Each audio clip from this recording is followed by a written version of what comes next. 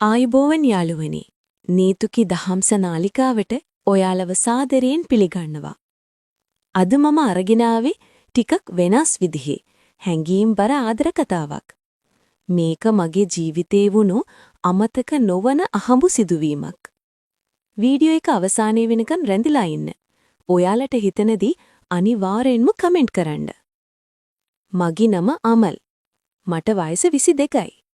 මම ටිකක් ලැජ්ජාශීලී පාඩුවේ ඉන්න චරිතයක්. අපේ ගෙදරට අල්ලපු ගෙදරට මෑතකදී අලුත් පවුලක් පදිංචියට ආවා. එතන හිටපු ආන්ටි ගොඩක් ලස්සන ප්‍රියමනාප කෙනෙක්. එයාගේ මහත්තයා නිතරම වැඩ නිසා උදේ ගියාම රෑ වෙලා තමයි ගෙදර එන්නේ. ඒ නිසා එයා ගොඩාක් වෙලාවට ගෙදර හිටියේ තනියම. දවසක් එයාලගේ ගෙදරට ගෙනාපු අලුත් වොෂින් මැෂින් එකක් පාවිච්චි කරන විදිහ ගැන උදව්වක් ඕන වෙලා එයා මට කතා කළා. අසල්වැසියෙක් විදිහට මමත් ගිහින් උදව් කළා. ඒ වෙලාවේ මැෂින් එකට රෙදි දාලා ඒකේ දොර අරින්න හදද්දී අහම්බෙන් වගේ අපේ අත් දෙක එකට ස්පර්ශ වුණා. ඒ මොහොතේ එකපාරටම අපේ ඇස් දෙකත් එකට ගැටුණා. මගේ හිතට කවදාවත් නැති අමුතුම හැඟීමක් දැනුණා. මම දැක්කා එයාගේ ඇස්වලත් මොකක්දෝ ලොකු පාළුවක් තනිකමක් තියෙනවා කියලා. වෙඩි ඉවර වුණාට පස්සේ එයා මට තේ එකක් හදලා දුන්නා. අපි සාලෙට වෙලා කතා කර කර ඉන්නකොට එකපාරටම එයාගේ ඇස්වලට කඳුළු ආවා. අංකල් මං ගැන බලන්නේ නැහැ පුතේ. මම හරිම මානසික පීඩනයකින් වගේම පාළුවෙන් ඉන්නේ කියලා එයා ලොකු හුස්මක් පහත දාන ගමන් කිව්වා. මට එයා ගැන ලොකු දුකක් දැනුණා. ඒ වගේම ආදරණීය හැඟීමකුත් හිතේ ඇති වුණා. මම මුකුත් නොහිතාම එයාගේ ළඟින් වාඩි වෙලා එයාව සනසන්න හිතාගෙන තදින්ම මගේ තුරුලට ගත්තා. එයා මගේ උරහිසේ ඔළුව තියාගෙන ටික වෙලාවක් හිටියා. ඒ වෙලාවේ අපේ හිතවල තිබුණු තනිකම පාළුව සේරම නැති වෙලා ගියා වගේ මට දැනුණා.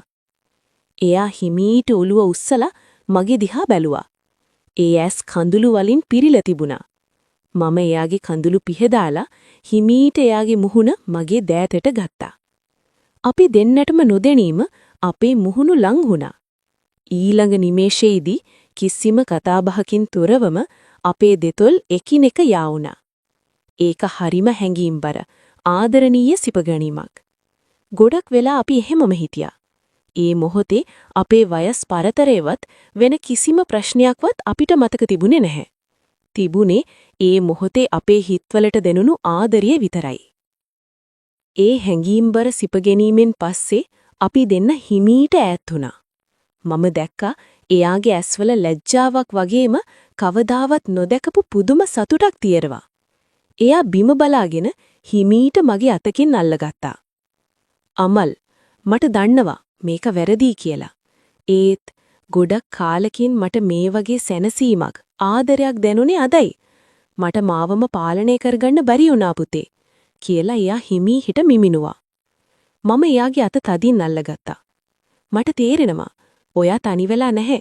මම ඔයාගේ ළඟින් ඉන්නවා කියලා මම කිව්වේ ඇත්තටම මගේ හිතේ එයා ගැන ලොකු ආදරණීය හැඟීමක් ඇති වෙලා තිබුණ නිසායි.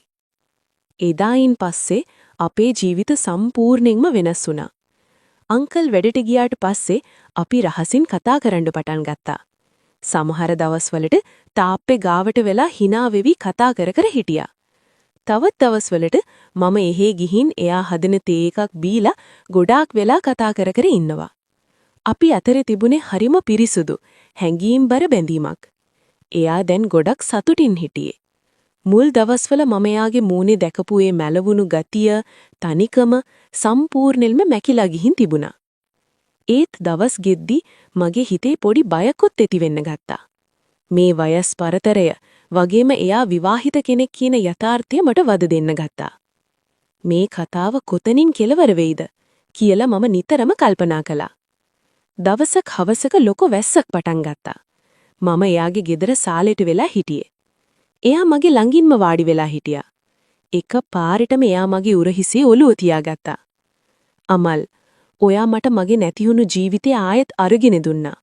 හෙට දවසේ මොනවා වුණත් අපිට වෙන්න සිද්ධ වුණත් මම ඔයාව කවදාවත් අමතක කරන්නේ නැහැ කියලා එයා ඇස්වල කඳුළු පුරවාගෙන කිව්වා. මට කියන්න වචන තිබුණේ නැහැ.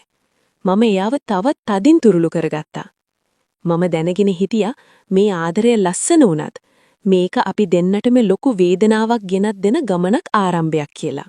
දවස් සතිබවට පත්වෙලා ගෙවිලා ගියා. අපේ රහසිගත බැඳීම තවත් ශක්තිමත් වුණා. ඒත් හැමදාම හොරෙන් මේ දේවල් කරන්න බෑ කියලා මගේ යටිහිත මට නිතරම කිව්වා. දවසක් මම එයාගේ ගෙදර හිටපු වෙලාවක අපි සාලෙට වෙලා අනාගතය ගැන කතා කර හිටියා. එකපාරටම ගේට්ටුව ඇරින සද්දයක් ඇහුණා. අපි දෙන්නම ගැස්සිලා ගියා. කවුද මේ වෙලාවේ? වෙනදා රෑ වෙනකම් යන්නේ නැති අංකල් අද හවසම ගෙදර ඇවිත්. ආන්ටිගේ මූණ බයෙන් සුදු වෙලි වෙලා ගියා. මගේ පපුවත් හොස් ගහලා ගියා. අමල් දෙයියනි ඉක්මනට පිටිපස්සේ දොරෙන් යන්න. එයා කලබලෙන් මාව කුස්සිය පැත්තට තල්ලු කළා. මම පිටිපස්සේ දොරෙන් එළියට පැනලා අපේ ගෙදර තාප්පෙන් පනිද්දි මගේ මුළු ඇඟම වෙවුලනවා. එදා තමයි මට මේ කරන දේ බරපතලකම තදින්ම දැනුනේ. අපි අහුණානම් එයාගේ පෞල් ජීවිතෙත් ඉවරයි, මගේ අනාගතයත් අඳුරු වෙනවා. අපි දෙන්නටම මුහුණ දෙන්න වෙන්නේ ලොකු විනාශයකට. පහුවදා උදේ යාමට කතා කළා. අපි වෙනදා වගේම තාප්පේ ගාවදී හම්බුණා. එයාගේ ඇස් ඉදිමිලා තිබුණා. මුළු රෑම අඬලා වගේ මට පෙනුනේ. අමල් පුතේ, එයා කතා කළේ හරිම අමාරුවෙන්. ඊයේ අපි බේරුනේ 99න්. මට තේරුණා මම කරන්නේ ලොකු වැරද්දක් කියලා. ඔයාට තව සම්පූර්ණ ජීවිතයක් තියෙනවා.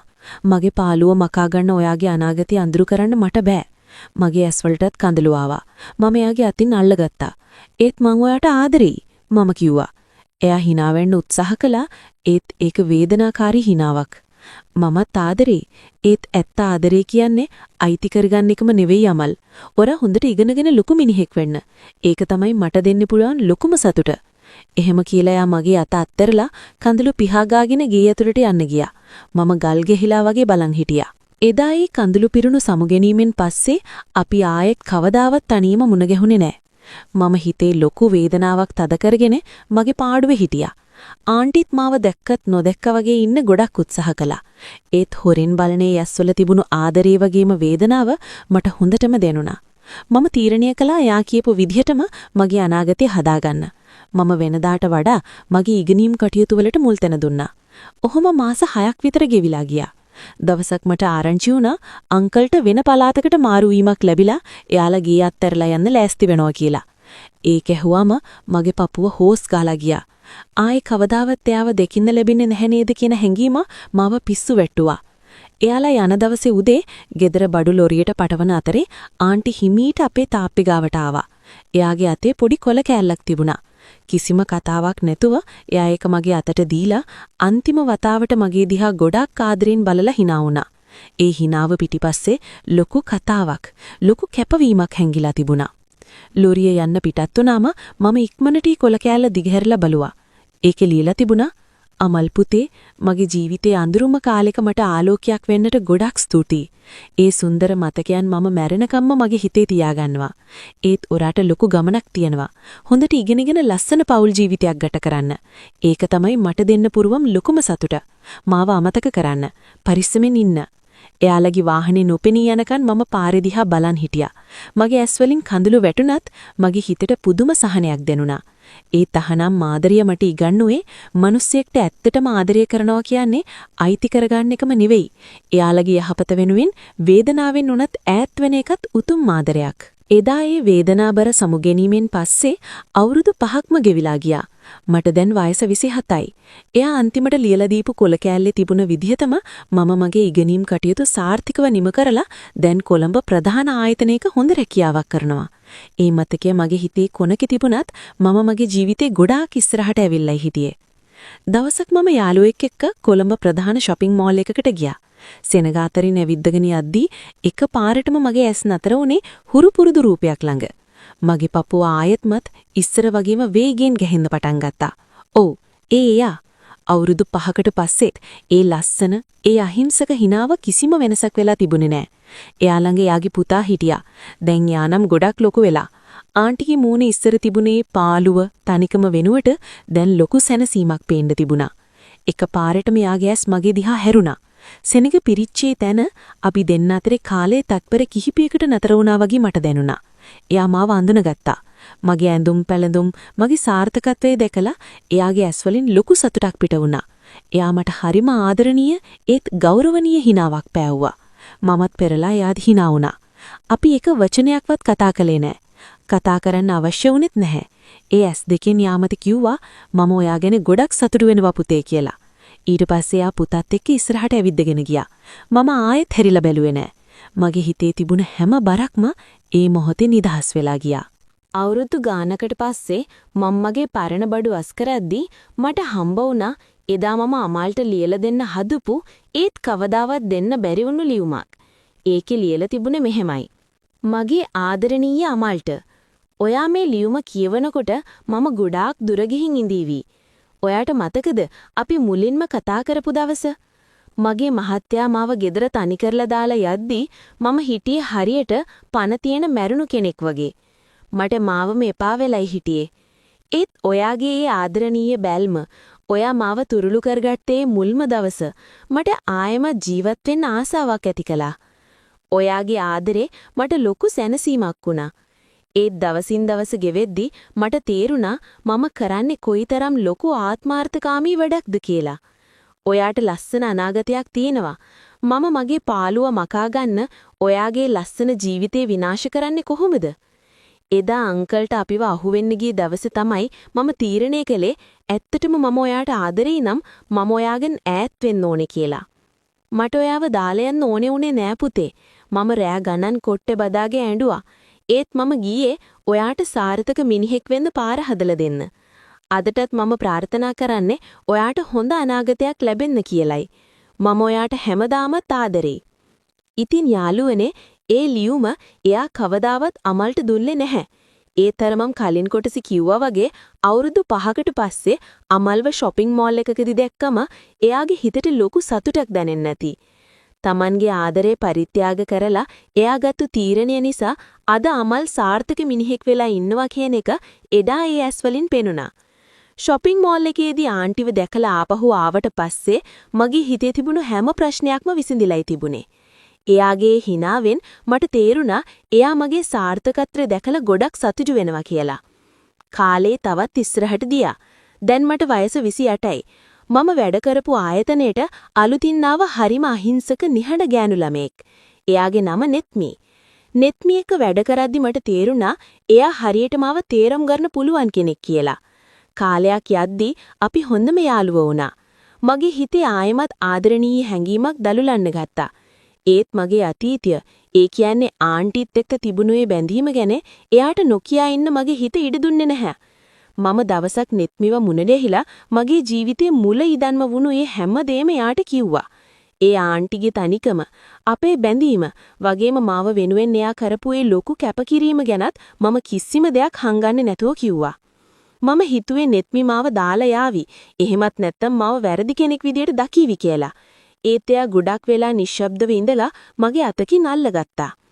අමල්, මම ඔයාට ගරු කරනවා ඔයා මේ හැම දෙයක්ම මට ඇත්තම කිව්වට. ඒ වගේම මම ඒ ආන්ටිට පින් දෙනවා. එදා එයා ඔයාගේ නෑත් වුණු නිසා තමයි අද මට මේ වගේ වගකීම් දරන්න පුළුවන් ආදරේ අගේ දන්න සාර්ථක පිරිමියෙක්ව ලැබුණේ. අතීතේ කියන්නේ පාසලක් අමල්. ඔයා ඒකෙන් හොඳ පාඩමක් ඉගෙනගෙන තියෙනවා. එදා නෙත්මි කියපු ඒ වචන ටික මගේ මුළු ජීවිතේම අලුත් කළා. ජීවිතේ කියන්නේ ගලාගෙන යන ගඟක්. එක තැන හැපිලා නතර වුණා කියලා ජීවිතේ ඉවර වෙන්නේ නැහැ කියලා මට එදා තේරුණා. අද වෙද්දි නෙත්මි අමයි විවාහ වෙලා ගොඩක් සතුටින් ජීවත් වෙනවා. මගේ අතීතයේ හිටපු ඒ ආදරණීය චරිතයට මම අදටත් නිහඬවම ගෞරව කරනවා. නෙත්මිත් එක්ක විවාහ වෙලා මගේ ජීවිතේ ගොඩක් සාර්ථකව ඉස්සරහට ගියා. කාලේ වේගෙන් පියඹලා ගියා. අද වෙද්දි මම ලංකාවේ ප්‍රධාන පෙළේ ආයතනයක සාමාන්‍යාධිකාරිවරයෙක් විදිහට වැඩ කරනවා. දවසක් අපේ ආයතනයේ පුරප්පාඩු කිහිපයක සඳහා අලුතින් උපාධිධාරී තරුණයන්ට සම්මුඛ පරීක්ෂණ කිහිපයක් පැවැත්වුණා. මමත් ඒ පැනල් එකේ හිටියා. එක තරුණයෙක් ඇවිල්ලා වාඩි වුණා. මම එයාගේ CV එක, ඒ කියන්නේ ජීවදත්ත සටහන අරගෙන කියවිව්වා. එක පාරටම මගේ ඇස් නතර වුණා. මාව ගල් ගැහිලා ගියා. ඒ නම, ඒ පරණ ලිපිණය, අම්මගේ නම. ඔව්, මේ ඉන්නේ මීට අවුරුදු 10කට වගේ කලින් එදා මගේ ජීවිතේ වෙනස් කරපු ඒ ආන්ටිගේ පුතා. එදා අවුරුදු 12ක පුංචි ළමයෙක් විදියට හිටපු එරා අද මම එදා හිටපු වයසටම ඇවිල්ලා එයා ටිකක් බයෙන් කලබලෙන් වගේ හිටියේ. මම එයා දිහා බලලා hina වෙලා හරිම ආදරෙන් එයාට කතා කළා. එයාගේ දක්ෂතා ගොඩක් තිබුණා. එදාම මම යාට අපේ ආයතනයේ රැකියාව ලබා දුන්නා. එතනින් එහාට මම යාට මගේම මල්ලි කෙනෙක් වගේ වැඩ කියලා දුන්නා. එයාගේ අනාගතේ හදාගන්න මඟ පෙන්නුවා. මේ කිසිම දෙයක් එයා දැනගෙන හිටියේ නැහැ. ඔහුම අවුරුද්දක් විතර යද්දී අපේ ආයතනයේ වාර්ෂික සම්මාන උළවයක් පැවැත්වුණා. එදා ඒ ළමයාට වසරේ හොඳම නවක සේවකයා සම්මානය හිමි වුණා. ඒ සම්මානය දෙන්න වේදිකාවට නැග්ගේ මම. සම්මානය දීලා මම සභාව දිහා බලද්දී මුල්ම පේලියේ වානි වෙලා හිටියේ එයාගේ අම්මයි තාත්තයි. ඒ චේනේ අපේ අලපගෙදර හිටපු ආන්ටි. දැන් එයා ටිකක් වයසට ගිහිල්ලා ඇති. ඒත් ඒ ඇස්වල කඳුළු පිරීලා තිබුණා. තමන්ගේ පුතාගේ මේ සාර්ථකත්වයේ පිටිපස්සේ ඉන්නේ එදා තමන්ගේ ආදරේ පවා කැප කරලා අනාගතේ හදන්න කියපු ඒ අම්මල් නේද කියලා එයා ඒ මොහොතේ තේරුම් ගත්තා. එයා වේදිකාව දිහා බලාගෙන මට විතරක් තේරෙන්න අත් දෙක එකතු කරලා ආයිබෝවන් කිව්වා. ඒ කියන්නේ මට සමා වෙන්න වගේම මගේ පුතාට කරපු දේටි ගොඩක් පින් කියන එකයි. මම hina වුණා. බොහොම ගෞරවයෙන් ඔළුව වැනුවා. එදා එයා මගේ ජීවිතේ හැදුවා. අද මම එයාගේ පුතාගේ ජීවිතේ හැදුවා. ඉතින් යාළුවනේ ඒක තමයි කතාව. තනිකමයි පාළුවයි මිනිස්සෙකු කොයිතරම් දුරකට අරගෙන යනවද කියලා මේ කතාවෙන් තේරෙනව නේද? ඔයාලට මේ කතාව ගැන හිතන දේ පහලින් කමෙන්ට් කරන්න. ඒ වගේම මේ වගේ තවත් ලස්සන කතා අහන්න අපේ නෙතුකි දහම්ස channel එක subscribe කරන්න අමතක කරන්න එපා. ගිහින් එන්නම්. සුබ දවසක්.